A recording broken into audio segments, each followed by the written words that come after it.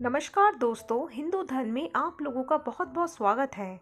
श्री कृष्ण जन्माष्टमी का त्यौहार हर वर्ष भगवान श्री कृष्ण के जन्मोत्सव के रूप में बड़ी धूमधाम से मनाया जाता है।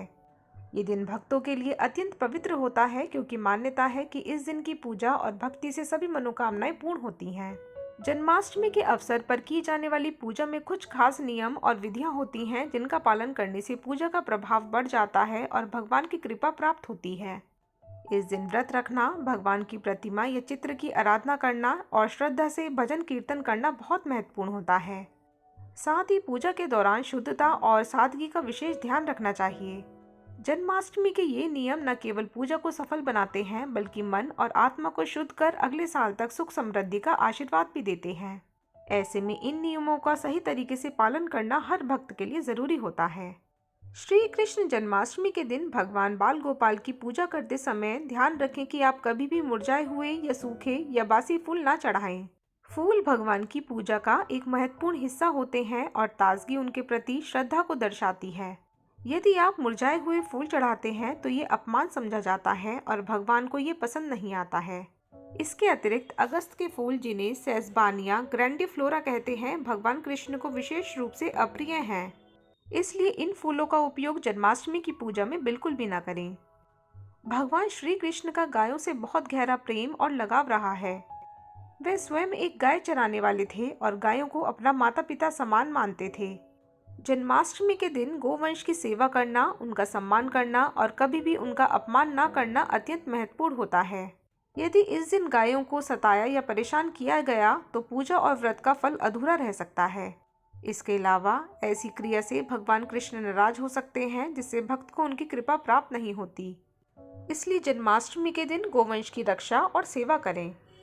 तुलसी का पौधा भगवान विष्णु और उनके अवतार कृष्ण की अति प्रिय वनस्पति है। इसलिए जन्माष्टमी के दिन तुलसी के पौधे की पत्तियां तोड़ना वर्जित होता है। पूजा में तुलसी की पत्तियां इस्तेमाल करने के लिए उन्हें एक दिन पहले ही तोड़कर साफ सुथरा और ताज़ा रख लेना चाहिए।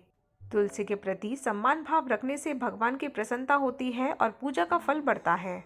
बाल गोपाल को पीले रंग के वस्त्र पहनना शुभ माना जाता है क्योंकि पीला रंग आनंद, उल्लास और सकारात्मक ऊर्जा का प्रतीक होता है।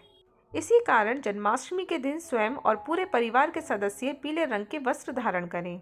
इसके विपरीत काले रंग के वस्त्र पहनना इस दिन अशुभ माना जाता है और इससे पूजा की सफलता पर असर पड़ सकता है। इस प्रकार पीले वस्त्र पहनकर आप पूजा में एकाग्रता और भक्तिभाव बढ़ा सकते हैं। जन्माष्टमी के दिन व्रत रखने वाले भक्तों को चावल, प्याज, लहसुन और अन्य तीखे या भारी भोजन का सेवन नहीं करना चाहिए। इस दिन शरीर और मन दोनों को शुद्ध रखना आवश्यक होता है।